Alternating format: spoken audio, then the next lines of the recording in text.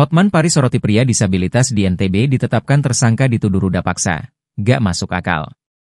Pengacara kondang Hotman Paris Hutapea menyoroti kasus pria disabilitas yang tidak mempunyai tangan berinisial Iwas alias Agus, 21, ditetapkan tersangka dituduh ruda paksa seorang mahasiswi di Mataram. Agus resmi ditetapkan sebagai tersangka oleh Polda NTB setelah dilaporkan oleh korban, mahasiswi di sebuah sekolah tinggi negeri di Mataram, pada Kamis, 28 November 2024. Akibat perbuatannya, Agus, pria disabilitas yang juga seorang seniman dijerat pasal 6 Undang-Undang Nomor 12 Tahun 2022 tentang tindak pidana kekerasan seksual. Menanggapi kasus tersebut, Hotman Paris Hutapea mengaku prihatin dan tidak percaya dengan penetapan tersangka pemuda disabilitas dalam kasus pemerkosaan terhadap mahasiswi.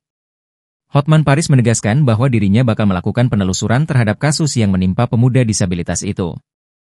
Menurut Hotman, penetapan tersangka terhadap pemuda disabilitas itu tidak masuk akal. Apalagi dalam menjalani kesehariannya, Agus harus dibantu orang tuanya. Kepala Subdirektorat Remaja, Anak, dan Wanita, Renakta, Reserse Kriminal Umum Polda NTB AKBP Nimade Pujawati menjelaskan penetapan tersangka terhadap Agus pun sudah melewati sejumlah rangkaian. Polisi juga sudah meminta keterangan ahli.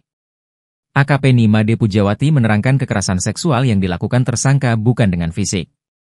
Ia menyebutkan modus Agus melakukan tindakan tersebut ada unsur tekanan sehingga korban takut dan tidak bisa menolak keinginan tersangka.